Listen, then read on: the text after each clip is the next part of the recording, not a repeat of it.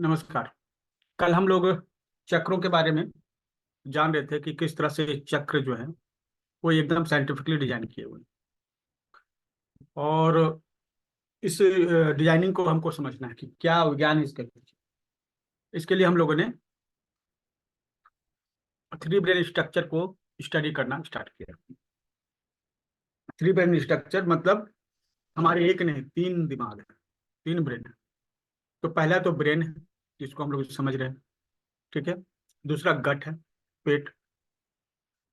और तीसरा जो है वो हार्ट है। और ये तीन जो हैं मिल के हमारे बॉडी, सोल और फंक्शन को, माइंड को कंट्रोल करते हैं। हमने जाना कि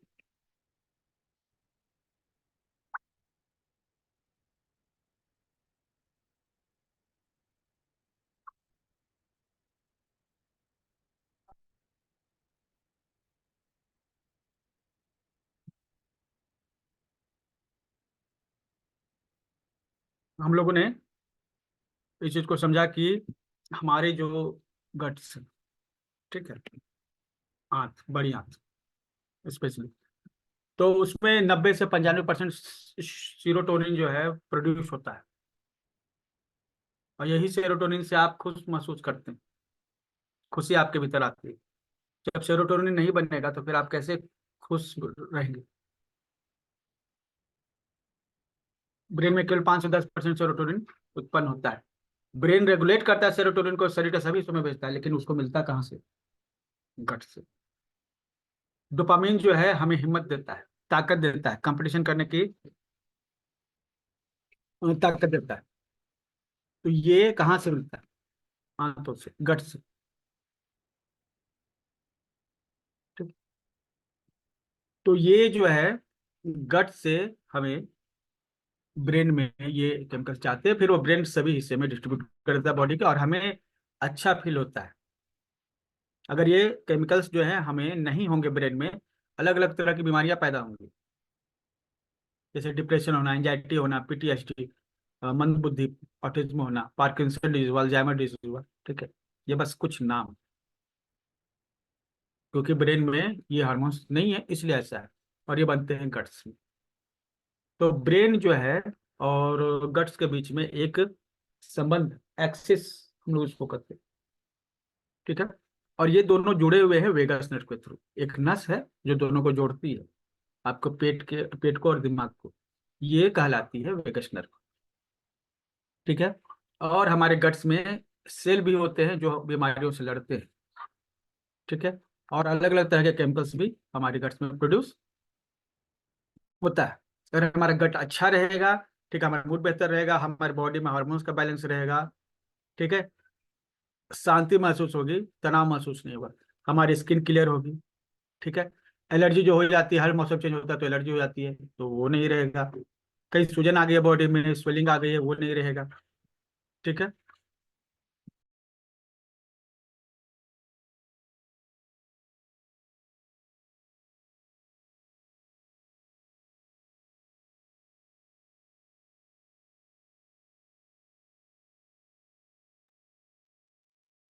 तो ये शरीर में इन्फ्लेमेशन को भी कम करता है, इम्यूनिटी को बढ़ाता है, एनर्जी लेवल अच्छा रहता है। ठीक है। तो ये सभी चीजें जो है, जो अच्छी अच्छी चीजें हैं, गट अच्छे रहने से होते हैं। और जब ये गट जो है आपका बीमार पड़ जाता है, जिसको हम कहते हैं लीकी गट होना, गट लीक होना। ठीक है। तो हमें 50 तरह की बीमारियां हो जाती है, जिसमें से कुछ कॉमन ये चीजें हैं क्या, कि हम लोग खाना खाते हैं तो वो ऑब्जर्व नहीं हो पाता, ये एक बात है। ब्रेन को न्यूट्रिशन नहीं मिल पाता है। ठीक है।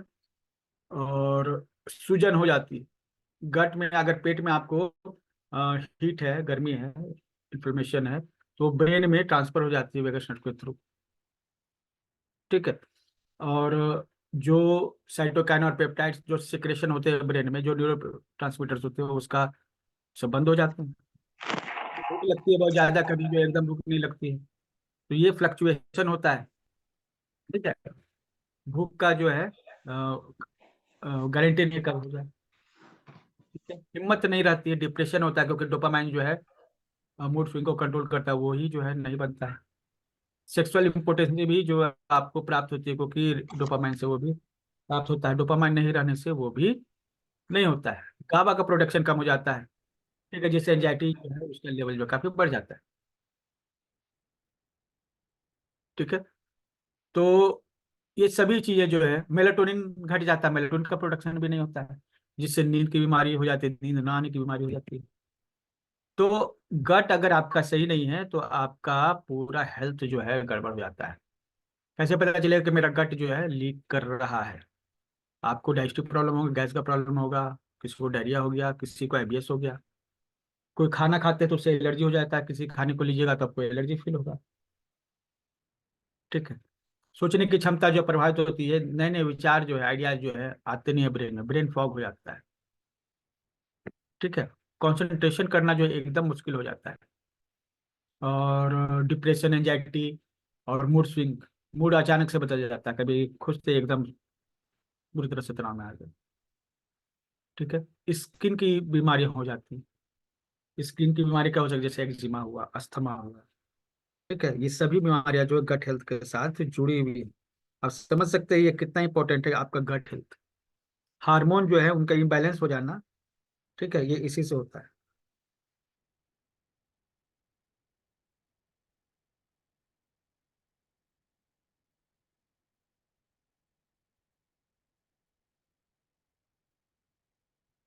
तो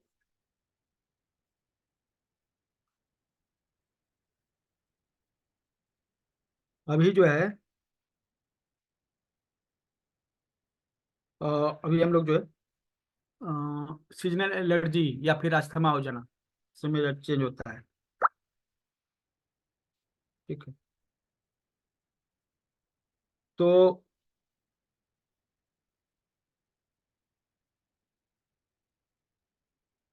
हार्मोन का बैलेंस हुआ, ऑटोइम्यून डिजीज जैसे रूमेटॉइड अर्थराइटिस, थायराइड में जो ऑटोइम्यून डिजीज हो जाते हैं उसको हॉशमेटो डिजीज, थायरोडाइटिस करते हैं। लंप हो जाते हैं बॉडी में, सोराइसिस हो गया, ये सभी। ठीक है। और फाइब्रोमाइल्जिया जो हमारे शरीर में जो है नर्वस सिस्टम, वो कमजोर हो जाता है, नसें कमजोर हो जाती है। ये सभी चीजें होंगी जब आपका लीक करेगा गट। ठीक है। अब यहाँ पर देखिए ENS CNS लुक को हम लोग समझना पड़ेगा। ठीक है। तो हमारा जो बॉडी है, दो तरह के जो है सिस्टम में चलता है। ठीक है। एक ENS और एक CNS, और वेगस नर्व जो है दोनों को कंट्रोल कर, हमारे बॉडी में जो भी कुछ हो रहा है ना उसको कंट्रोल करने का काम वेगस नर्व का है। जैसे ब्रेन और शरीर के सभी अंगों के बीच में एक सेतु का काम करता है वेगस नर्व। ठीक है। तो वेगस नर्व अगर आप का काम करना चूक कर दे तो हमारे शरीर के जो ऑर्गन्स है उनको सही मैसेज नहीं मिलेगा, क्योंकि ब्रेन जो मैसेज दे रहा है वो पहुंच नहीं पाएगा उनके पास। ठीक है। तो ये वेगस नर्व बहुत इंपॉर्टेंट है। ये शरीर में सूजन को कम करता है, मेमोरी जो है आपकी उसको स्टोर करने का काम करता है ये। ठीक है। और इसको सही से एक्टिवेट नहीं रहेगा तो आपकी मेमोरी कमजोर हो जाएगी, सांस लेने में मदद करता है। ठीक है। हार्ट रेट जो है अ, उसको बैलेंस बना कर रखता है। ठीक है। जब तनाव का समय होता है तो आपको शांत रखता है वेगस नर्व। और पेट से जो इन्फॉर्मेशन ब्रेन में ले जाने का और ब्रेन से जो इन्फॉर्मेशन पेट में ले जाने का काम होता है वो यही करता है। और ये साथ ही जो है लंग्स, हार्ट और लीवर, ब्रेन सबके बीच में कोऑर्डिनेशन का काम करता है। सभी जो है वेगस नर्व के थ्रू जुड़े होते हैं। और ये रिस्पॉन्स के लिए भी जिम्मेवार है। ठीक है। तो ये चीजें जो कल बता चुके हैं। अब जो है ना दो तरह से ये कंट्रोल करता है। बॉडी में दो तरह की स्थिति होती है, एक पारासिम्पथेटिक, एक सिंपथेटिक।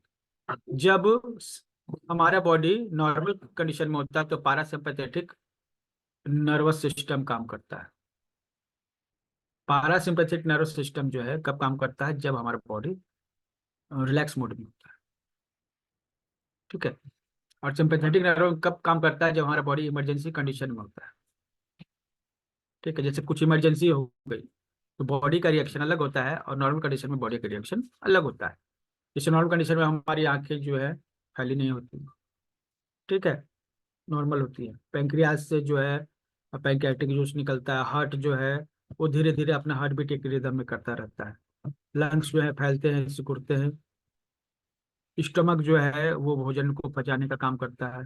उसमें लीवर जो है, गॉल और गॉल ब्लैडर जो है उससे बाइल जूस नॉर्मल कंडीशन में निकलता है। इंटेस्टाइन जो है वो धीरे धीरे फैलते सिकुड़ते रहते हैं, पॉलिस्टेलिक मूवमेंट करते रहते हैं।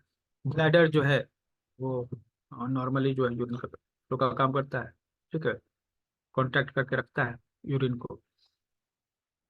जब कोई इमरजेंसी कंडीशन हो गई ना, जैसे स्टोमक ने, गट्स ने ब्रेन को सिग्नल दिया कि यहाँ पर कुछ खाना आ गया है जो बहुत ही नुकसानदायक है, या फिर बाहर से कुछ पैथोजन आ गए हैं जो शरीर को हमला कर सकते हैं, तो शरीर जो है एक इमरजेंसी मोड में आ जाता है। और वो क्या करता है कि अब खाने पीने वाला काम अभी बंद करो, पहले इनको मार लो, खत्म कर लो, उसके बाद कुछ काम करेंगे। तो जो रेगुलर वाले काम होते हैं उसको थोड़ी देर के लिए रोक कर नया फाइटिंग मोड आ जाता है, जिसमें आंख की पुतलियां फैल जाती है, पेंक्रियाज से जो जूस निकल रहा है वो रुक जाता है, हार्ट बीट जो बढ़ जाता है, ठीक है, लंग्स जो है तेजी से फैलने सिकुड़ने लगते हैं, ठीक है, स्टमक में जो जूस निकल रहा था पाचन करने के लिए वो रुक जाता है, गॉल ब्लैडर से जूस निकलना बंद हो जाता है, ठीक है, और आंतें जो फैल रही थी, सिकुड़ रही थी और फूड को, स्टूल को आगे बढ़ा रही थी, वो रुक जाती है। और किडनी जो है वो एपिनेफ्रिन और एपिनेफ्रिन जो है प्रोड्यूस करता है, जिससे ब्लड प्रेशर जो है तेजी से बढ़ता है, ठीक है, रेगुलेट होता है। ब्लैडर जो है वो जो है टाइट जो रहता था उसका गेट खुल जाता है। ये इमरजेंसी कंडीशन होती है, ये कभी कभी होती है, सब नहीं होती। लेकिन कई बार हम बार बार जो खाना जो डाल रहे हैं पेट में वो गलत खाना है, ठीक है, तो वो बार बार हम ब्रेन को सिग्नल चला जाता है कि गलत खाना आ रहा, ठीक है, और उसमें गलत चीजें हैं जो शरीर को नुकसान कर सकती है। इमरजेंसी मोड है, पहले इसको ठिकाने लगाइए। तो वेगस नर्व जो है जब ये मैसेज ब्रेन को देता है एक बार दो बार, जब ये बार बार इस तरह के मैसेज देने लगता है, ठीक है, तो वेगस नर्व, ब्रेन क्या करता है ना, उसको देखता है कि बार बार इमरजेंसी मैसेज आ रहा है तो इसी को रोक दो। मतलब कोई बार बार फोन कर रहा है तो क्या करते हैं, मोबाइल स्विच ऑफ कर देते हैं ना। तो उसी तरह से ये वेगस नर्व का वर्क को स्विच ऑफ कर दिया जाता है, ठीक है, वो वेगस नर्व उस समय के लिए इनएक्टिव हो जाता है। तो हमें उस वेगस नर्व को स्टिमुलेट करना होता है, ठीक है, अगर हम स्टिमुलेट करेंगे तो हम बहुत ही पॉजिटिव कंडीशन में रहेंगे। कैसे स्टिमुलेट होता है? अच्छी नींद से, ब्रीथिंग एक्सरसाइज से, गाना गाने से, कोई मंत्र चैंट करने से, योगा करने से, कुछ ऐसा काम जिससे लय रिदम पैदा हो, ठीक है, ठंड में थोड़ा घूमने से, धूप में घूमने से भी होता है, ठीक है, गाना सुनने से, गार्गल करने से, ठीक है, लोगों से मिलने से, हंसी खुशी जो है, और डेली एक्सरसाइज मूवमेंट करने से, ये सब चीजें करने से वेगस नर्व जो एक्टिवेट हो जाता है, ठीक है। जब वेगस नर्व एक्टिवेट होता है ना, तो क्या करता है ये, ब्रेन, गट, हार्ट, तीनों को अच्छे से मैसेज भेजना रिसीव करना जारी रखता है, ठीक है, मतलब मैसेज जो रेगुलेट होने में गड़बड़ हो गई थी वो फिर से रेगुलेट होने लगता है। तो ये कंडीशन कहलाती है कोहेरेंस।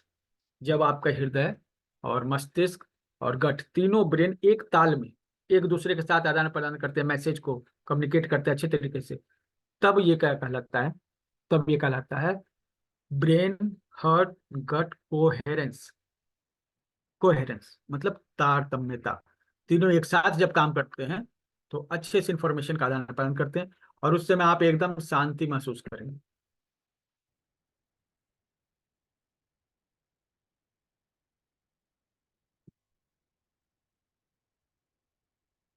अब हम लोग यहाँ बात कर रहे हैं हार्ट कोहेरेंस की। हार्ट कोहेरेंस मतलब हार्ट ब्रेन कोहेरेंस, मतलब हार्ट और ब्रेन का एक ताल में चलना, ठीक है।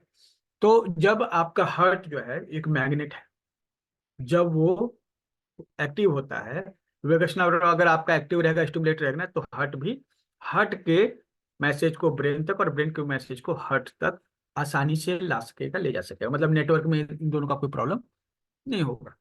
तो ये हार्ट ब्रेन कोहेरेंस कहलाता है। अब इसमें हार्ट को देखिए, हार्ट जो क्या है ना कि इसमें ब्रेन से 100 टाइम्स ज़्यादा इलेक्ट्रिकल पावर है, चार्ज है, और 4000 गुना 4000 टाइम्स ज़्यादा मैग्नेटिक पावर है।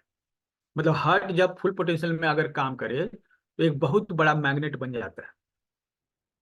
हार्ट ब्रेन जब कोहेरेंस की कंडीशन होती है ना तो दोनों फुल पोटेंशियल में काम करते हैं, ब्रेन भी हार्ट भी। वैसा कंडीशन में हार्ट की मैग्नेटिक पावर बहुत ही बढ़ जाती है, बहुत ही बढ़ जाती है। ठीक है। और हार्ट जो है बहुत ही ज़्यादा अच्छे तरीके से काम करता है। आप जो है आपका पल्स जो है सही तरीके से रहेगा। ठीक है। आपके इमोशन जो हैं सही रहेंगे, मतलब कि मूड स्विंग इस तरह टाइप की कोई चीज़ नहीं होगी। इमोशन एक स्टेबल कंडीशन में रहेंगे। आप जहाँ पर हैं उसके ये हार्ट का जो, क्योंकि एक मैग्नेट है ना, तो मैग्नेट के आसपास अगर कोई दूसरा मैग्नेट है तो वो भी खींच जाता है, आपस में चिपक जाते हैं। तो आपका जो है अगर हार्ट सही से काम कर रहा है तो 4 मीटर तक का एरिया में आपका प्रभाव होगा। आपके 4 मीटर के एरिया में कोई दूसरा हार्ट है, किसी दूसरे व्यक्ति का हार्ट है, तो आप उसको अट्रैक्ट कर सकते हैं, बिना बोले उसको प्रभावित कर सकते हैं। और एक साथ अगर बहुत सारे लोग आपके आसपास हों 4 मीटर के रेंज में, तो आप सबके हार्ट से एक नेटवर्क बना लेते हैं। कई बार तो ऐसा होता है कि एक हार्ट दूसरे हार्ट से मैसेज आदान प्रदान करता है, बातें करता है, कम्युनिकेट करता है। ठीक है। और जो आपके हृदय में शांति है कोहेरेंस के कारण, वो दूसरों को भी प्राप्त होती है, दूसरे भी शांति महसूस करते हैं। तो इसीलिए जो है, जो ऋषि मुनि साधु महात्मा है, जो योगी हैं, वो इस हार्ट ब्रेन कोहेरेंस को प्राप्त करते हैं। और जो उनके पास बैठे रहते हैं उनको भी शांति महसूस होती है। इस इलेक्ट्रिकल और मैग्नेटिक पावर जो हार्ट से आ रही है उसको महसूस किया जाता है। ठीक है। अब जो है हम लोग पहले ये ब्रेन के बारे में भी बात कर लें। ठीक है। अभी हमने हार्ट के बारे में बात किया, हार्ट कोहेरेंस के बारे में बात किया, गट के बारे में बात किया, ब्रेन के बारे में भी बात करना चाहिए। तो ब्रेन जो है ना, उसका सबसे आगे का हिस्सा, ये जो है एग्जीक्यूटिव फंक्शनिंग करता है। ठीक है। जिसको फ्रंटल ब्रेन कहते हैं। यहाँ पे नीले रंग से जो रंगा हुआ है ना, ब्रेन का यह पार्ट जो नीले रंग से रंगा हुआ है, ठीक है, ये फ्रंटल पार्ट हो गया, आगे का पार्ट हो गया। ठीक है।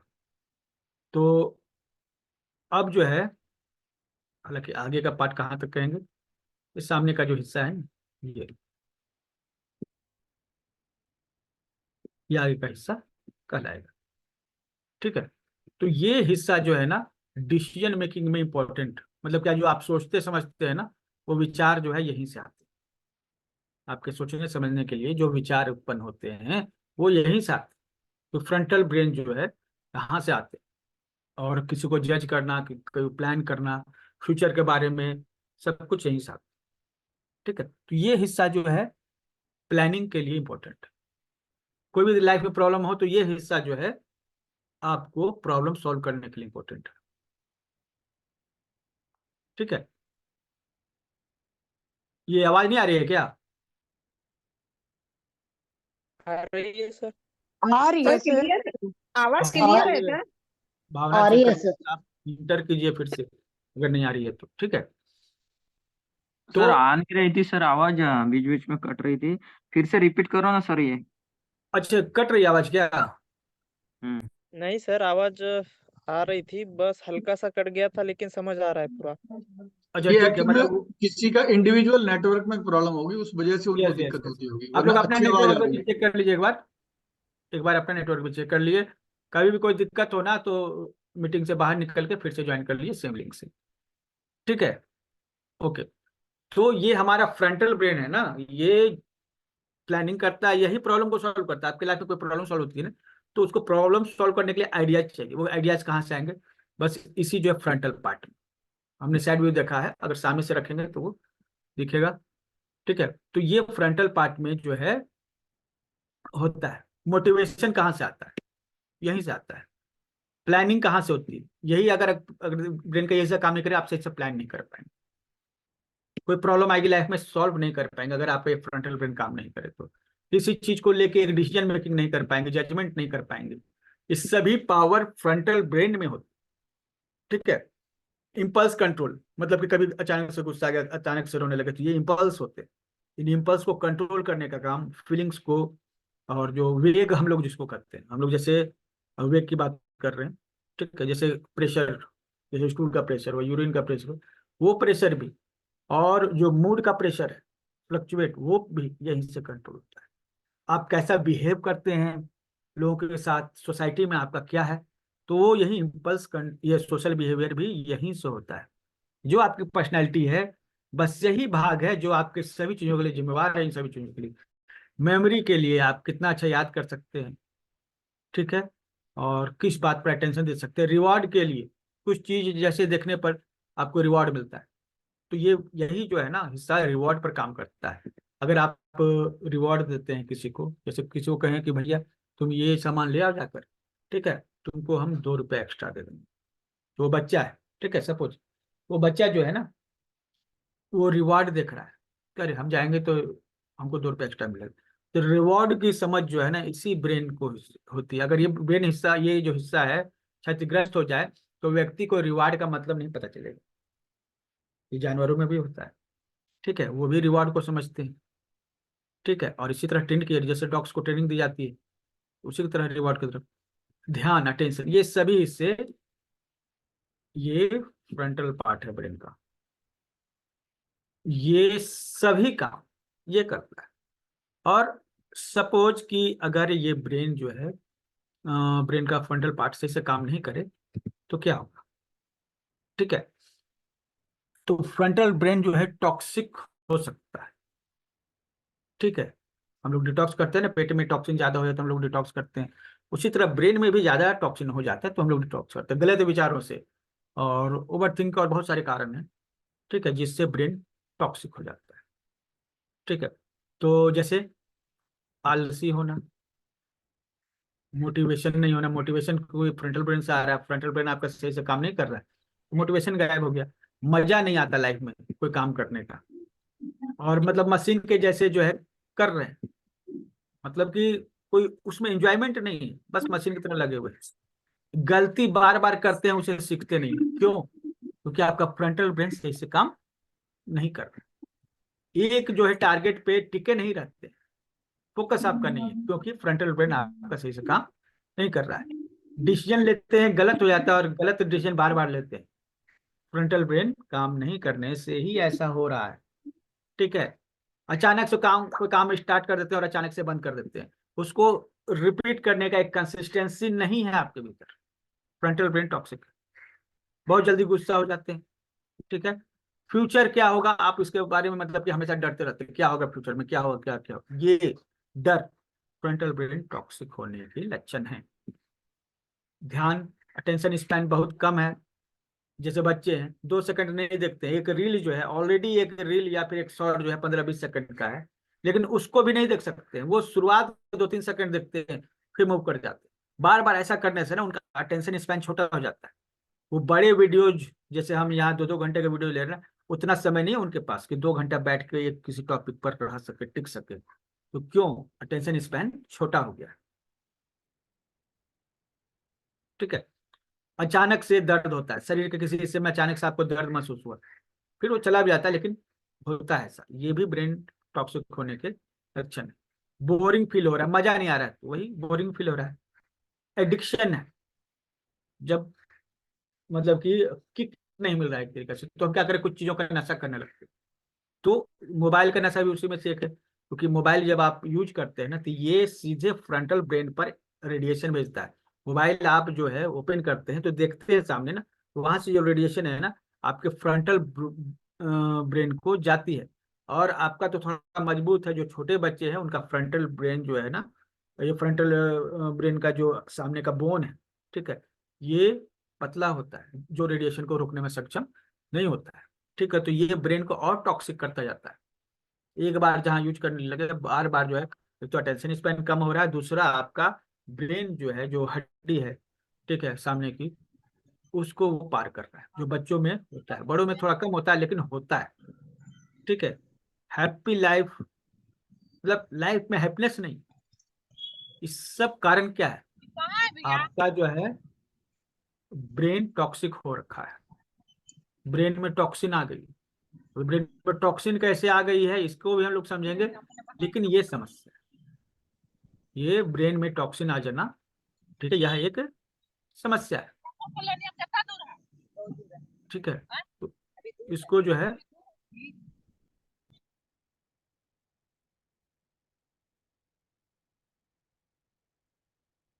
हम लोग जो है देखते हैं अभी।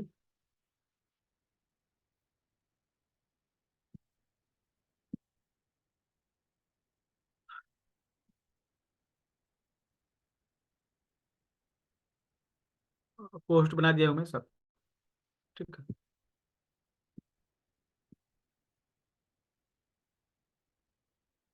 तो ये जो है ना, अब हम लोग बात कर रहे हैं ये तीन ब्रेन कैसे कंट्रोल होते हैं, तीन चक्रों के द्वारा। ये तीन ब्रेन कैसे कंट्रोल होते हैं, तीन चक्रों के द्वारा। अगर हम ये तीन चक्रों को सही से बैलेंस रखेंगे तो ये तीनों ब्रेन सही से काम करेंगे। मणिपुर चक्र आपके गट हेल्थ के लिए जिम्मेवार है, पहले चीज तो। गट हेल्थ के बारे में हमने समझा कि गट लीक करता है और बहुत सारी चीजें हमने गट्स के बारे में समझी। अब देखते हैं कि ये सोलर प्लेक्सिस चक्र, मणिपुर चक्र क्या करता है। तो सोलर प्लेक्सिस चक्र जो है ना, ये सेल्फ एस्टीम, कॉन्फिडेंस और अंदर की शक्ति को जो है आपको दिखाता है, ठीक है। और जब ये बैलेंस होता है ना तो आपका गट भी बैलेंस होता है, उसका लीकेज बंद हो जाता है, और गट हेल्दी होने से जो जो फायदे मिलते हैं ना वो सब आपको मिलने लगते हैं। ये चक्रा जो है जब बैलेंस होता है तो आपको ताकत देता है, कॉन्फिडेंस देता है, हिम्मत देता है। लेकिन जब अनबैलेंस हो जाता है तो आप डाउट करने लगते हैं, ठीक है, कॉन्फिडेंस आपका चला जाता है। और अप्रूवल कंडीशन, मतलब कि कुछ भी करते हैं तो पूछते हैं ठीक कर रहे हैं, बहुत सारे लोग ऐसे करते हैं। अप्रूवल टेंडेंसी होती है, मतलब कोई बोल देगा तो ही उनको समझेंगे कि वो अच्छा है, नहीं तो खुद से उनको डर लगेगा। ये अप्रूवल टेंडेंसी होती है, ठीक है। तो ये चक्रा जो है मणिपुर चक्रा आपके गट को मजबूत करता है, उसको हेल्दी बनाता है, और जितना भी गट से जुड़ा प्रॉब्लम है सबको दूर करता है। क्योंकि अब आप मणिपुर चक्रा पे अब समझिए कि क्या साइंस है इसके पीछे, कि आप जो सोचते हैं ना, ब्लड का फ्लो वहां पर चला जाता है। ब्लड जो है फ्लो है, जैसे जब ये बॉडी का डिजाइनिंग हो रहा था नेचर के द्वारा, तो शरीर के विभिन्न हिस्सों को हील करने के लिए ब्लड का निर्माण होगा, ब्लड का फ्लो होगा, और शरीर के जिस हिस्से में दर्द होगा ना वहां पर जाके उसको ठीक कर देगा। लेकिन इसमें यह समस्या थी कि उस जगह तक भेजा कैसे जाए। जैसे आपके अंगूठे में दर्द लगा हुआ है, दर्द है, चोट लगा हुआ है, तो अंगूठे तक ब्लड का फ्लो कैसे होगा। अगर अंगूठे तक ब्लड का फ्लो हो गया ना तो फिर वो दर्द ठीक हो जाएगा। अंगूठे तक अगर ब्लड का फ्लो हो गया, ब्लड वहां पहुंच गया, तो उसको हील कर देगा, क्योंकि अल्टीमेट हीलर है ब्लड। किसी भी ऑर्गन को हील करने का सबसे बड़ा जिम्मा ब्लड का है, तो हील तो हो जाएगा। लेकिन सवाल है भेजा कैसे जाए वहां पर, कैसे हम ब्लड को भेज सकते हैं। आप ही से अगर पूछा जाए कि ब्लड को आपके लेफ्ट लेग के अंगूठे तक भेजना है, उसका फ्लो वहां पे बढ़ना चाहिए, तो क्या उपाय है बताइए। क्या कोई ऐसा उपाय है, कोई चैट बॉक्स में लिख सकते हैं या फिर हैंडल्स कीजिए। अगर कोई ऐसा उपाय है तो बताइए हमें, कि ब्लड हमारे स्पेसिफिक किसी एक हिस्से में, ठीक है, चला जाए।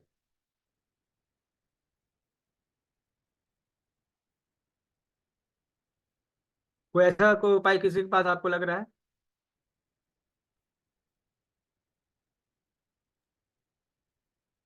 सर जहाँ पे अफेक्टेड एरिया है, अगर वहां पे हम टेम्परेचर डिफरेंस कर देंगे, हम्म, उससे ब्लड फ्लो टुवर्ड्स उस डायरेक्शन में हो सकता है। ठीक है, तो टेम्परेचर डिफरेंस कैसे कीजिएगा।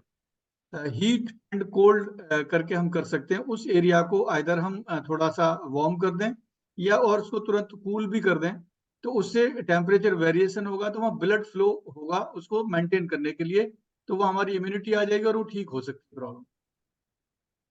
अच्छा, ठीक है, ठीक है। वेगस नर्व स्टिमुलेट करके चलिए, ठीक है, बाय एक्यूप्रेशर, ठीक है, बाय योगा, ये भी चलिए ठीक है।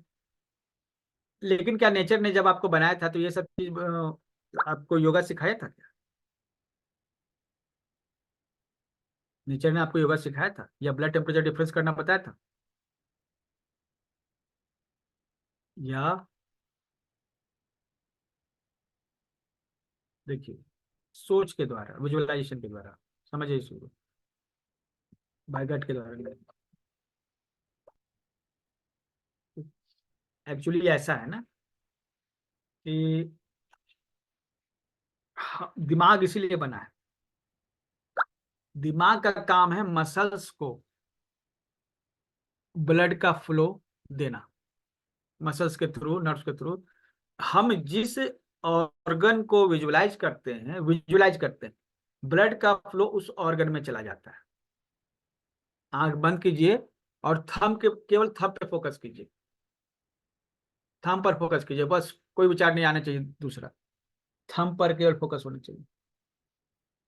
तो जिस भी एरिया के लिए आप उसको विजुलाइज करेंगे ना, वहां पर वो चला जाएगा, ब्लड का फ्लो, ब्लड वहां पहुंच जाएगा।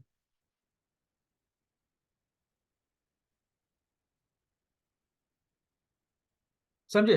ये ब्रेन की डिजाइनिंग ही इसीलिए हुई है कि बॉडी में ब्लड को सही जगह पहुंचा दें। और जब ब्रेन नहीं था, जीवों में ब्रेन नाम की चीज नहीं थी, तब कौन ये काम कर रहा था? तब ये काम कर रहा था सोलर प्लेक्सिस।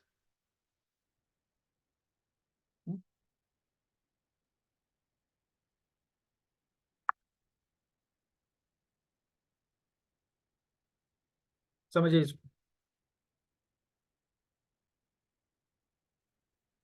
जो इसको थोड़ा समझते हैं, एक ये जीव है सिंगल सेल का। अब क्या करता है ना, यहाँ पर फूड है तो इसको वो अपने अंदर खींच लेता है, ठीक है, सेंटर में आता है, टूट फूट उसका होता है, उसमें सब उसको तोड़ फोड़ के अमीनो एसिड को, कार्बोहाइड्रेट, मतलब जो सब चीजें निकल गई, ठीक है। अब ये बन गया वेस्ट मटेरियल। तो इसने क्या किया, फिर इस वेस्ट मटेरियल को बाहर फेंक दिया, यही, ठीक है। सेल में यही होता है ना, खाना और उसको डिजोल्व करना। तो अब देखिए, एक सेल में, एक सिंगल कोशिका में ये जो काम हो रहा है ना, तो ये एक पाइप के, अब समझिए कि एक पाइप हो गया ये, मतलब ये इस यहाँ से ये मुंह हो गया और ये एनएस हो गया, एक बन गया पाइप, ठीक है, जिसमें एक छोर पे भोजन आता है, दूसरे छोर से निकल जाता है, एक छोर से भोजन आता है, दूसरे छोर से निकल जाता है, ठीक है। तो अब एक जीव जो है थोड़ा उसमें मल्टीपल जो है सेल्स हो गया, थोड़ा मल्टी मतलब ज्यादा सेल हो गए, ठीक है, जैसे मान लीजिए कि हाइड्रा। अब उसमें क्या है, उसमें सेल तो बहुत है, लेकिन वो एक जीव है जिसमें एक तरफ से मुंह जो है बना हुआ है और दूसरे तरफ जो है, जो फूड डाइजेस्ट हो जाता है उसको बाहर निकलने का रास्ता बना हुआ है, ठीक है।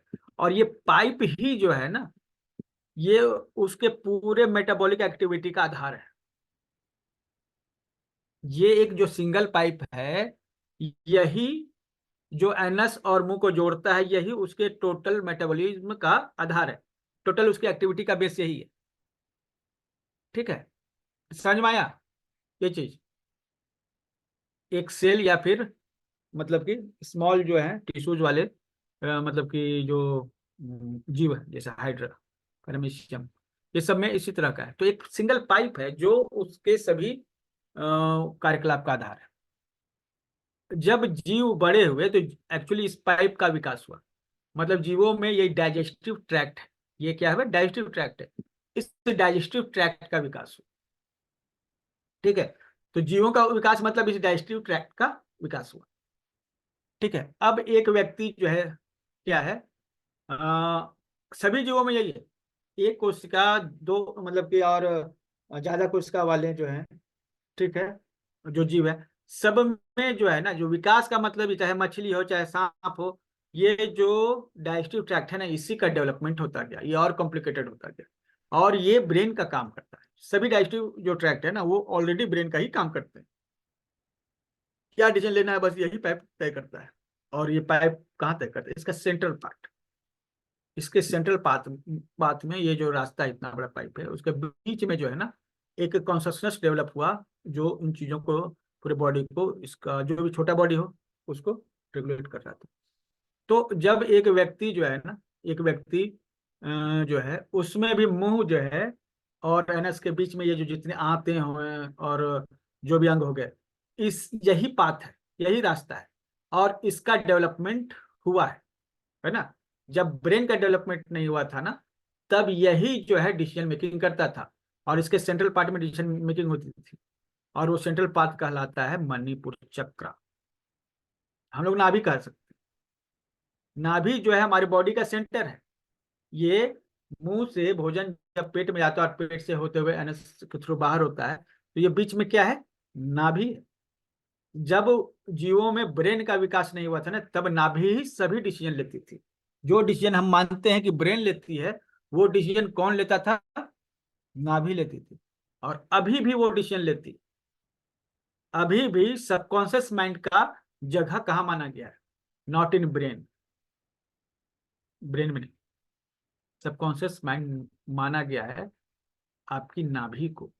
क्योंकि ब्रेन तो एक स्ट्रक्चर है लेकिन मन, माइंड कोई स्ट्रक्चर नहीं, एक सॉफ्टवेयर है। जैसे मोबाइल है, आपने मोबाइल ले लिया, इसमें एंड्रॉयड सॉफ्टवेयर है, किसी का आईफोन में उसका अपना सॉफ्टवेयर है, ठीक है। अभी हम जो लैपटॉप चला रहे हैं इसमें माइक्रोसॉफ्ट यूज कर रहे हैं सॉफ्टवेयर के रूप में। तो सॉफ्टवेयर के बिना ये क्या है? एक डब्बा है। स्ट्रक्चर तो सब कुछ है लेकिन काम नहीं करेगा। काम करने के लिए सॉफ्टवेयर डालना पड़ता है। उसी तरह बॉडी को काम करने के लिए, ब्रेन को काम करने के लिए, ब्रेन क्या है? एक हार्डवेयर है और इसको चलाने के लिए एक सॉफ्टवेयर की जरूरत है जिसको हम लोग कहते हैं माइंड या फिर मन, ठीक है। ये मन जो है ना कोई ऐसी चीज नहीं है कि इस ब्रेन में है या हाथ में या पैर में, ठीक है। ये मन पूरे शरीर में, मन कहाँ है? पूरे शरीर में, ठीक है। ब्रेन खास जगह पे लेकिन मन पूरे शरीर में, ठीक है। और पूरे शरीर की जो है कहीं भी अगर शरीर में फंक्शनिंग हो रही है, जैसे एक छोटा सा सेल है उसमें फंक्शनिंग हो रही है तो इसका मतलब वो सॉफ्टवेयर वहां मौजूद है, मन वहां मौजूद है, ठीक।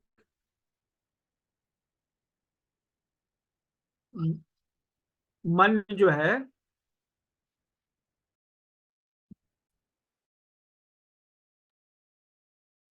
तो आप समझ रहे हैं कि मन कहाँ पे है? एक छोटा सा सेल में भी कुछ एक्टिविटी हो रही है ना, मन वहां मौजूद है, ठीक है। मन पूरे शरीर में मौजूद है। कहीं भी कुछ एक्टिविटी हो रही है तो मन के कारण ही हो रही है। और ये सबसे ज्यादा जो है डिसीजन मेकिंग जहां पे हो रहा है वहां मन का कंसंट्रेशन सबसे ज्यादा है। सबसे ज्यादा डिसीजन मेकिंग कहाँ हो रही है? सोलर प्लेक्सिस में, मणिपुर चक्रा में, ठीक है। ये विकास क्रम के साथ जुड़ा हुआ इस तरह से,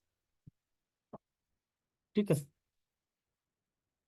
तो मन जो है आपके पूरे शरीर में है, उसका अगर सबसे ज्यादा कंडेंस फॉर्म है, मतलब सबसे ज्यादा एक्टिविटी जहां हो रही है वो है गट्स और दैट इज मणिपुर चक्र, ठीक है। तो हम अगर सोलर प्लेक्सिस को बैलेंस रखेंगे तो हमारे गट भी जो है ना बैलेंस में रहेंगे, गट हेल्थ सही रहेगा, ठीक है। तो थ्री ब्रेन में एक ब्रेन जो है जो गट है और वो किस चक्र से प्रभावित है? सोलर प्लेक्सिस से, ठीक है।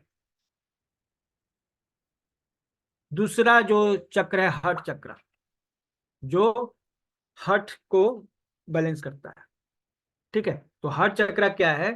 चेस्ट में है, ठीक है, थोड़ा सा लेफ्ट में, सेंटर से थोड़ा सा लेफ्ट में, एकदम लेफ्ट में नहीं है, सेंटर से थोड़ा सा लेफ्ट, ठीक है।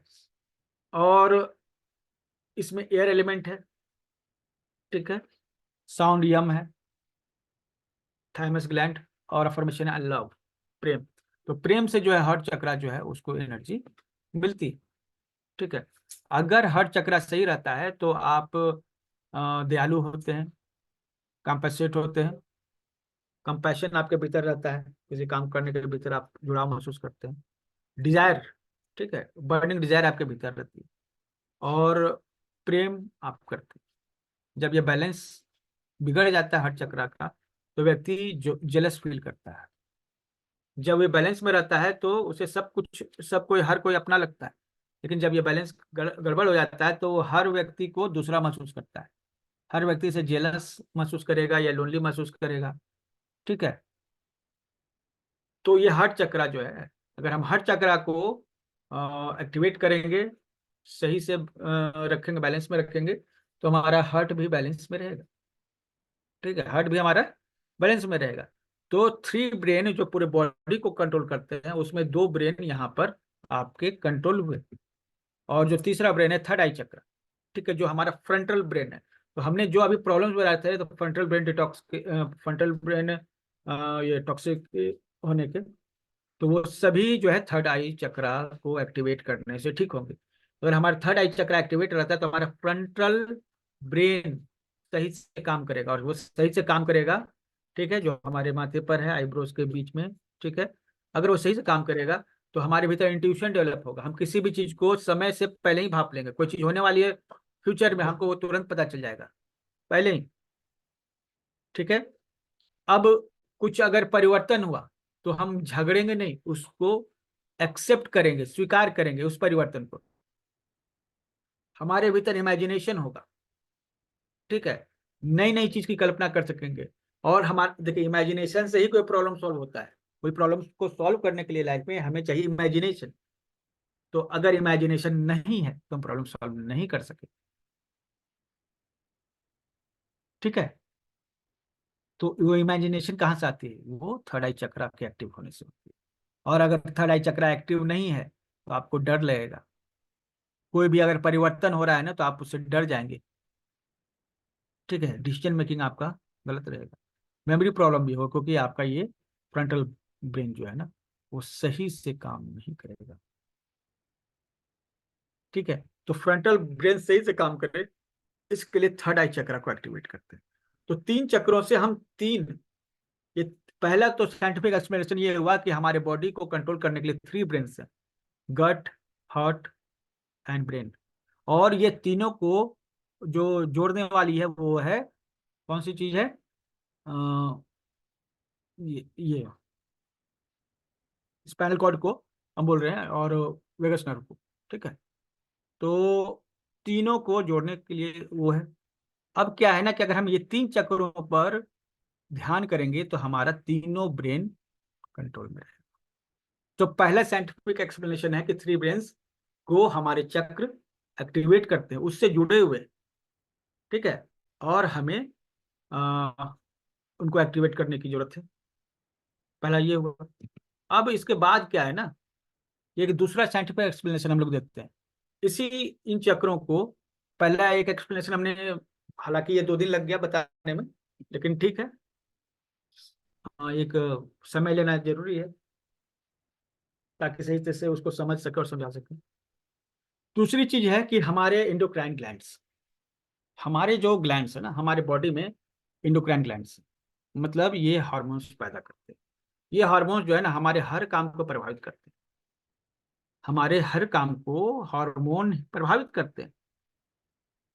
ठीक है, तो जब हम इन चक्रों पर काम करते हैं, जब हम उन चक्रों पर काम करते हैं, तो हर चक्र किसी न किसी इंडोक्राइन ग्लैंड के साथ जुड़ा हुआ है। तो अब इसमें कनेक्शन इस तरह से, इंडोक्राइन ग्लैंड्स जो है बॉडी को कंट्रोल करते हैं। ठीक है, और चक्रा माइंड को कंट्रोल करते हैं। माइंड हमारे पूरे बॉडी में है, लेकिन और वो डिसीजन लेता है, लेकिन सबसे ज्यादा एक्टिविटी जहां पर सबसे ज्यादा चेतना होगी ना, वो चक्र कहलाते हैं। सबसे ज्यादा जो चेतना होगी वो चक्र कहलाते हैं।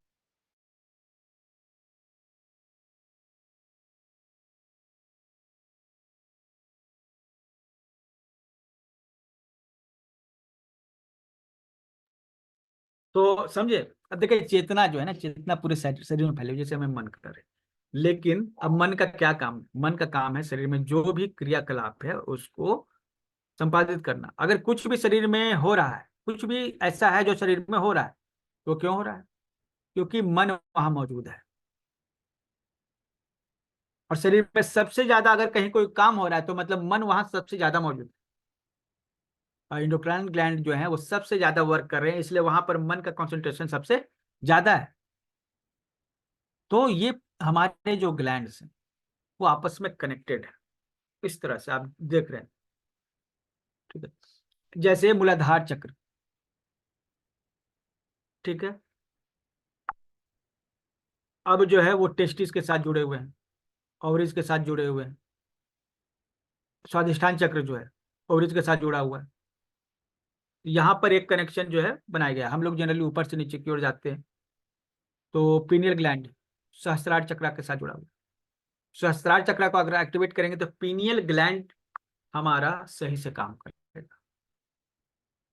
अंजना चक्र या आज्ञा चक्र या पिट्यूटरी, ये जो है पिट्यूटरी ग्लैंड के साथ जुड़ा हुआ है।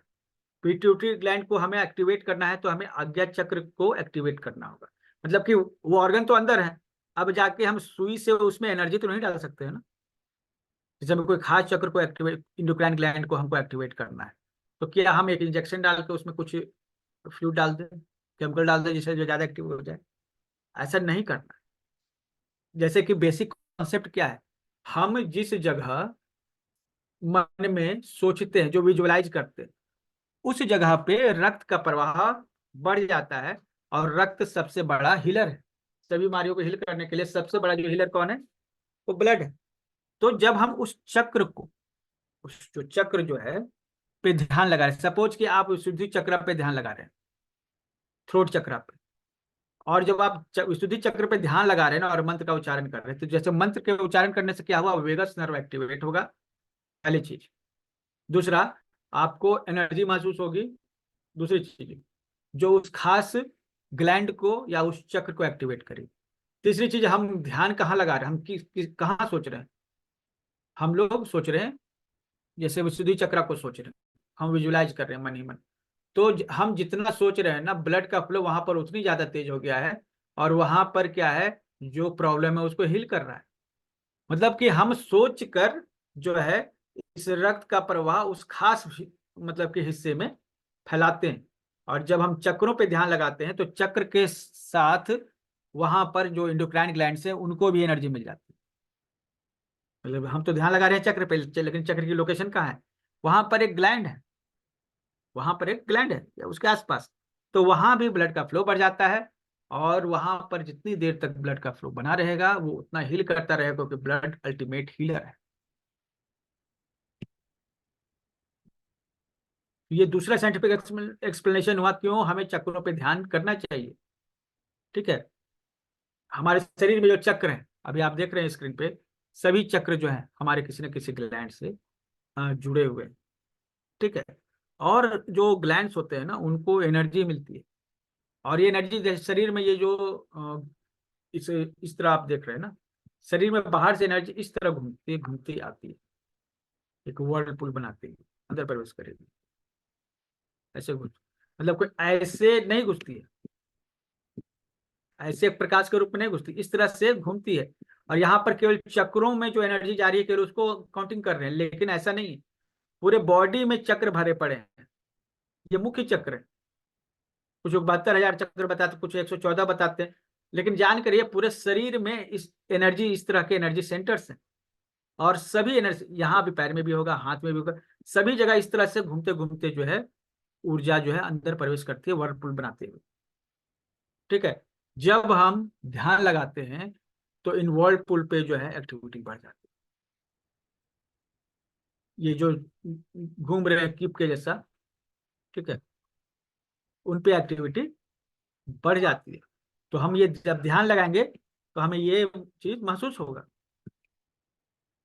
ठीक है, आप ये देख सकते हैं इस चार्ट में जो है चक्रा दिए हुए हैं, उसका जो एनाटॉमिकली पोजीशन दिया हुआ है, ठीक है, और उसका फंक्शन दिया हुआ है। जैसे कि रूट चक्र है, वो कहाँ रिप्रोडक्टिव ग्लैंड्स हैं, जो जननांग है उनके पास है।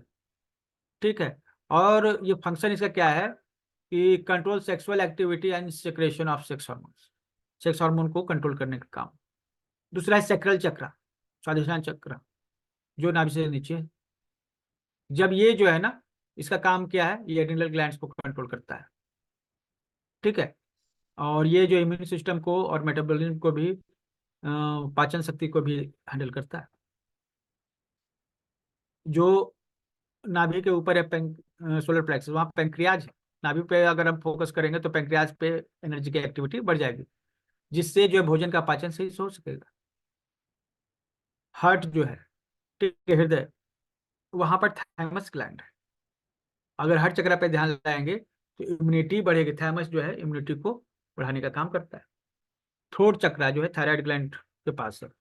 तो ये बॉडी के टेम्परेचर और भोजन के मतलब हीट और कोल्डनेस को कंट्रोल करता है, ठीक है।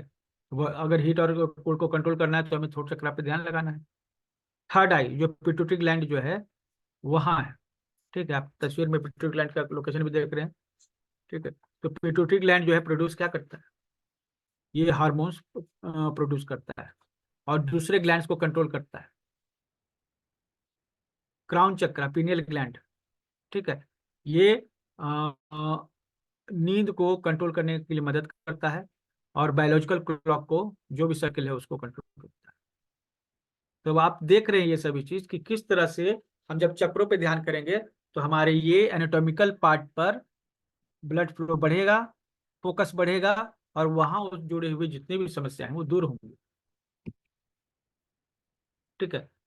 अब ये अंतःस्रावी ग्रंथियां कौन कौन सी हैं, ये कल का हमारा चैप्टर है, ठीक है। हम इंडोक्राइन ग्लैंड्स के बारे में थोड़ा और डिटेल्स में जानें, ठीक है। कुछ सवाल है आपके पास तो पूछ सकते हैं। आज यहीं तक, ठीक है। Any question? अच्छा रुकिए, म्यूट किया हुआ है सभी को, म्यूट कर देते हैं। ओके, चलिए अनम्यूट कर दिया, अब आप पूछ सकते हैं। सर आपने बोला कि मन अपने पूरे शरीर में है, हाँ, तो सर उसको कैसे डिफाइन करेंगे? मन कोई चीज नहीं है जो आप छू सके देख सके। मन एक फंक्शन है। मन क्या है, एक, जितने भी शरीर में केमिकल रिएक्शंस हो रहे हैं ना, ठीक है, हाँ। हम उसको कंबाइंड रूप से मन कह सकते हैं, बराबर। सर मन ठीक को है। ही माइंड बोलते हैं क्या? मन माइंड है। मन क्या है, माइंड है। माइंड, माइंड नेवर माइंड है। नहीं नहीं, वो देखिए नेवर माइंड नहीं वो, ठीक है। कोई भी जो काम फंक्शनिंग है ना, जैसे आपके मोबाइल को उदाहरण दे रहे हैं, मोबाइल में एंड्रॉइड क्या है, उसका हार्डवेयर, सॉफ्टवेयर। हार्डवेयर तो मोबाइल है, हाँ, ठीक है, सॉफ्टवेयर। हार्डवेयर तो मोबाइल है, ठीक है। लेकिन सॉफ्टवेयर उसका क्या है, एंड्रॉइड है ना। तो ब्रेन क्या है, वो क्या है, आपका हार्डवेयर है। मन क्या है, उसका सॉफ्टवेयर है, ठीक है। हम्म। तो अगर सॉफ्टवेयर नहीं रहेगा तो हार्डवेयर का कोई काम ही नहीं। राइट, तो मन वो, सॉफ्टवेयर है।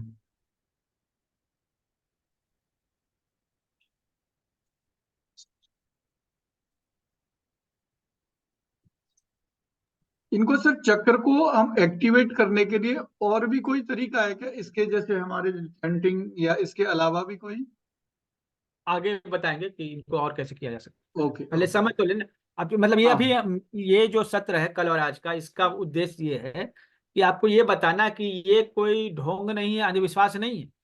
ये पूरी तरह से विज्ञान का बैकअप किया हुआ है ना। राइट। ठीक है, इसके पीछे क्या साइंस है उसको समझे। तो बहुत सारे लोग कहते हैं, अरे ये साइंस के दुनिया, मतलब कि आज बहुत सारे लोग जो जानते नहीं कहेंगे कि आजकल साइंस का जमाना है, ये सब तुम सोच रहे हो। मतलब एक्चुअली वो जानता नहीं है कि साइंस इसके पीछे क्या है, इसलिए वो बोल देता है ना।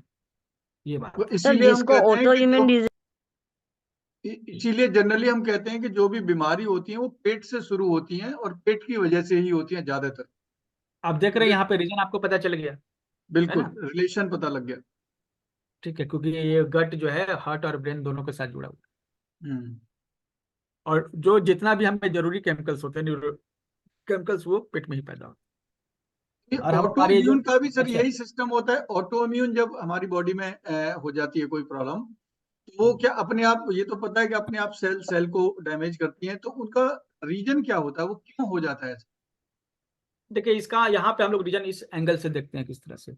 सपोज कि जो आप खाना खा रहे हैं बहुत मीठा है, मजेदार है, ब्रेन को सिग्नल गया कि ये मीठा है, तो ब्रेन क्या है ना, कुछ मतलब कि इस तरह का न्यूरोकेमिकल्स पैदा करेगा जिसको आप गुड फीलिंग करते हैं। ठीक है, हम्म। मतलब ये जो फीलिंग कहाँ से आ रही है, ब्रेन वो से। केमिकल से आ रही है, केमिकल्स से ही फीलिंग आ रही है, प्रेम का, गुस्सा का, कुछ भी। लेकिन ये केमिकल न्यूरोकेमिकल्स कहाँ पैदा होंगे, गट में। लेकिन रेगुलेट कौन करेगा, ब्रेन। ब्रेन। ठीक है, तो ब्रेन क्या करता है, जो गट के सिग्नल पर उस तरह के केमिकल जो है रिलीज करता है जिससे आपको वो पॉजिटिव फीलिंग आती है। नेगेटिव फीलिंग आती है तो उसके लिए भी केमिकल है, जैसे डर। ठीक है, जैसे कॉर्टिसोल, कॉर्टिसोल अगर पैदा हुआ तो इसका मतलब डर, शरीर को डर लग रहा है ना।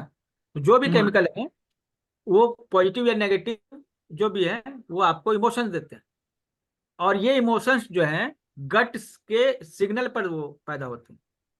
ठीक है, ये अब गट में ही पैदा होते हैं या ब्रेन गट में में, पैदा होके गट में आते हैं? नहीं ये केमिकल ब्रेन गट में पैदा होते हैं, ओके, ब्रेन इनको ब्रेन से रेगुलेट सिग्नल करता आता है, है, ब्रेन रेगुलेट जो है करता उसको रेगुलेट करता है, बनते तो गट में, ब्रेन उनको क्या करता है, रेगुलेट करता है। जैसे सेरोटोनिन 90% बन रहा है पेट में, लेकिन उसको सेरोटोनिन कब मतलब कि शरीर में रिलीज करना है, ठीक है, वो कौन तय करेगा, वो ब्रेन है। तय ब्रेन। करेगा। ठीक है, तो ये यहाँ पे जो है कोहेरेंस होने पर दोनों सही से काम करते हैं। अब देखिए अब क्या है, जैसे खाना आप खा रहे हैं, खाना खाते समय झगड़ा कर रहे हैं और आपका मूड खराब है, खाना खाते समय आप डर रहे हैं, तो जो खाना खा रहे हैं उसी समय डर की भी फीलिंग है आपके भीतर, तो पेट भी मैसेज दे रहा है कि ये खाना जो है, ठीक है, मतलब कि खाना खाते समय, और उसी समय ये फीलिंग भी आ रही है डर की। ब्रेन सोचता है ना कि ये फीलिंग गट से आ रही है, ये फीलिंग कहाँ से आ रही है, गट से। गट से आ रही है। ठीक है, और जबकि वो मतलब भोजन से आ रही है। ब्रेन क्या सोच रहा है कि भोजन से ये फीलिंग आ रही है जो हमें सिग्नल दे रहा है गट, जबकि एक्चुअली वो भोजन से नहीं आ रही है, वो आप देख रहे हैं, सुन रहे हैं, जो जा रहे हैं, वो डर पैदा हो रहा है। ठीक है, डर पैदा हो रहा है, उसमें भोजन जो है ना भोजन के थ्रू नहीं जा रहा है, लेकिन एक साथ डर और भोजन जब एक साथ कर रहे हैं ना तो एक कंबाइंड फीलिंग जाती है गट से ब्रेन को। ठीक है, कि इस भोजन से डर पैदा हो रहा है, इस भोजन से ही डर पैदा हो रहा है, या इस भोजन से गुस्सा पैदा हो रहा है। ठीक है, तो जो हम खाते समय जो फीलिंग होती है ना हमारी, ठीक है, ब्रेन समझता है ना कि ये फीलिंग भोजन से ही आ रही है। अब सपोज कि आप भोजन कर रहे हैं, उस समय डर, डर की एक फीलिंग आ गई, ब्रेन ने नोट कर लिया, उसने अपना जो है एक्शन लेना वो कर लेगा। लेकिन बार बार जो है आप खाना खाइएगा, वो खाना खाइएगा और उससे डर का मतलब कि डर का फीलिंग आ रहा है। ठीक है, तो उसने नोट कर लिया ब्रेन ने, ठीक है, और गट ने भी नोट कर लिया कि इस वो क्या सोच रहा है ना, इस भोजन से ही हमें डर की फीलिंग आ रही है, इस भोजन से ही हमें डर की फीलिंग हम्म। आ रही है। ये कन्फ्यूजन जो ब्रेन में आ जाता है ना, तब जो है ब्रेन जो है बॉडी को कहता है, सिग्नल करता है, ये भोजन आएगा ना तो तुम मत खाना, बॉडी को सिग्नल हम्म। देता है। ठीक है, गट को, ये भोजन आएगा तो तुम मतलब इमरजेंसी रिस्पॉन्ड करना। ठीक है, तो बॉडी चाहता है ना कि आप वो भोजन नहीं खाए, इसलिए वो हम्म। सिग्नल देता है एलर्जी के रूप में। वो भोजन के साथ अब क्या होगा, आप जब भोजन खाइएगा तो ब्रेन कह रहा है कि ये भोजन होगा, तो उसके बाद फिर से वही सारा इमोशन पैदा होगा। ठीक है, तो ये भोजन नहीं खाना है, तो आप वो भोजन खाते हैं तो आपके शरीर में कुछ रिएक्शंस होते हैं, ये शरीर आपको ये बताने की कोशिश कर रहा है ये भोजन मत करो, फिर आप क्या करते हो, भोजन खाना बंद कर देते हैं, यही होता है ना। हम्म। ठीक है, तो पहली बात तो ये हो गई। ठीक है, कि हम जो एलर्जी पैदा होता है किसी भोजन से, इस कारण से होता है। ठीक है, अब ऑटोइम्यून डिजीज कैसे होता है, जब हम वो भोजन खा रहे हैं, जब वो भोजन ले रहे हैं, ठीक है, तो अब क्या हो रहा है कि शरीर में एक इमरजेंसी रिस्पॉन्स जा रहा है, हम्म। भोजन तो आप एलर्जी है लेकिन मतलब स्वाद भी है, ठीक है, तो खा ही रहे, शरीर में बार बार रिस्पॉन्स जा रहा है, शरीर कह रहा है ये शरीर के लिए नुकसानदायक है, इससे बैड बैक्टीरिया जा रहे हैं, तो अपनी फौज को तैयार करो। हमारी फौज का WBC, ठीक है।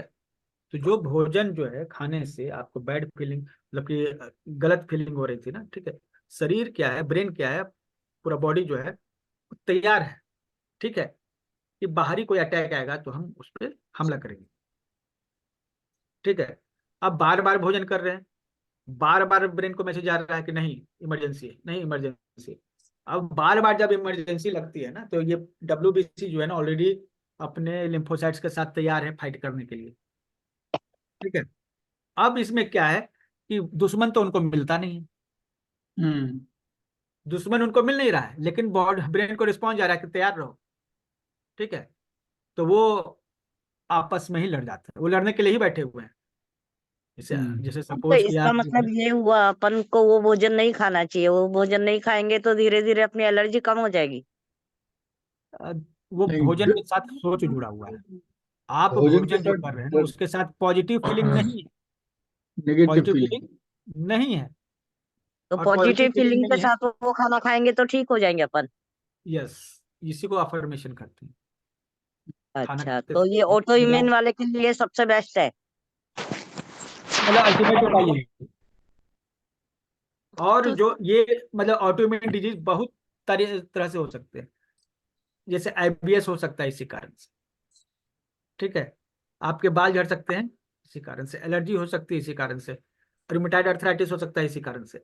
मतलब ये सभी जो ऑटो इम्यून डिजीज है ना, वो सब के सब जो है, मतलब कोई भी ऑटो इम्यून, मतलब रूट वहीं पे है, रूट तो आप समझ गए ना, रूट वहीं है, और फिर वो आगे जाके कौन सा मतलब डायरेक्शन में कौन से मुड़ेगा वो आप नहीं ऑर्गन को जानते, अफेक्ट करेगा वो पता नहीं। ठीक है, लेकिन आपको ऑटो इम्यून डिजीज होगा, ठीक है।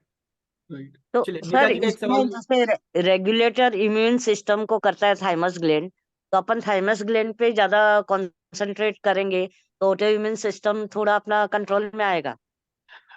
ये देखिए यही हम कह रहे हैं ना कि केवल थाइमस से नहीं होगा, आपको मणिपुर चक्र, थाइमस और आज्ञा चक्र, तीनों जो 3 ब्रेन है, हाँ। अच्छा। इसको कोहेरेंस में लाना पड़ेगा, ठीक है, कोहेरेंस में लाना मतलब तीनों एक दूसरे से सही से कम्युनिकेट कर सके, ये चीज, हाँ। ठीक है। ओके, चलिए अभी आज का सत्र संपन्न होता है। नीता जी आपका कोई सवाल है? जी सर, हम ये पूछना चाह रहे थे, तो जैसा अभी आपने बताया कि मन से ही सब चीजें हैं, गट्स का जाते हैं जो वो, तो उस हिसाब से अगर खाना खाते समय जो भी विचार आते हैं जो रेगुलेट करता है, तो अगर मीठा हम खा रहे हैं तो हमारा माइंड दे रहा है कि हम मीठा खा रहे हैं, तो कोई चीज मीठी खा करके अगर हम कहते हैं कि हम मीठा नहीं खा रहे हैं, तो उस हिसाब से फिर वो मीठी चीज उसको असर नहीं करेगी। देखिए अब यहाँ पे जो है ना, जैसे आपने कहा कि हम मन में सोच लें तो वो असर नहीं करेगी, यही कह रहे हैं ना। हाँ जी जी। सपोज करिए कोई डायबिटीज का मरीज मीठा खा रहा है और वो सोच रहा है कि हम मीठा नहीं खा रहे हैं, मतलब ये मीठा नहीं है, तो उसका असर बॉडी पे नहीं आना चाहिए। देखिए ऐसा है ना कि असर बॉडी पर आएगा या नहीं आएगा, यही चीज है ना, जी ठीक है। जी। इसको इस तरह से समझिए कि आपके भीतर वो विश्वास होना चाहिए, मैं ठीक कुछ है। भी मीठा खाऊं मेरे को आगे बढ़ेगी नहीं डायबिटीज। नहीं नहीं, आपके आपके मन में तो पहले से डाउट है ना, हम्म आपके मन में पहले से डाउट है, तो हम्म जिनको जो मतलब कि एकदम 100% विश्वास है, वैसे लोगों को जहर भी देकर देखा गया है, उन पर असर नहीं करता, असर नहीं करता है। ठीक है। ये तो मीठा तो बहुत बड़ी चीज, बहुत नॉर्मल सी चीज है, ठीक है। तो अगर हम इस विश्वास के साथ खाएं कि ये हमें फायदा देगा, पॉजिटिव थिंकिंग के साथ, ठीक है, तो वो भोजन हमारे लिए अमृत है।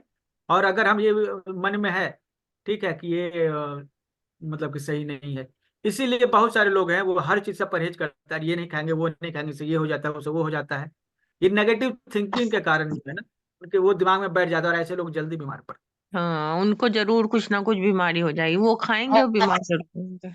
हाँ, जबकि वो कुछ नहीं खाएंगे लेकिन उनके दिमाग में वो चीजें बैठी हुई है, हर चीज के बारे में नेगेटिव फीलिंग है, इसलिए ये देखा गया है कि जो पॉजिटिव फीलिंग के साथ शराब पी रहे हैं, नशा कर रहे हैं, वो भी ठीक ठाक है। ठीक है। और जो नेगेटिव फीलिंग के साथ अच्छा अच्छा भोजन कर रहे हैं, वो भी बीमार है। ठीक है। दूसरा सर, आजकल जब हम भोजन करते हैं तो हम सिंपैथेटिक उसमें रहते हैं, पैरासिम्पैथिक में नहीं रहते। या तो हम खड़े होकर भोजन करते हैं या हम जल्दबाजी में, वो भी तो एक असर वो करेगा भी बॉडी को। वो भी कारण है। आप जो है एक इमरजेंसी मोड में खड़े होकर खाना खा रहे हैं, जबकि वो इमरजेंसी मोड में आपको खाना नहीं खाना नहीं था, खाना चाहिए। लेकिन खा रहे थे। तो इस तरह से जो ब्रेन को मैसेज जा रहा है ना कि इमरजेंसी मोड है, ये खाने के साथ इमरजेंसी आ रही है। हम्म, ठीक है। तो आप समझ गए अफर्मेशन का रोल है यहाँ पे। बिल्कुल बिल्कुल। ठीक है। अब अफर्मेशन हम लोग नेक्स्ट चैप्टर्स में अफर्मेशन इसके जस्ट बाद स्टार्ट करेंगे, ताकि आपको पता चल जा रहा है कि अफर्मेशन का यहाँ पे रोल है। ठीक है। राइट। चलिए आज की क्लास को इन करते हैं, फिर बाकी डिस्कशन कल के लिए। थैंक यू धन्यवाद सर। आपसे। Thank you sir, thank you very much.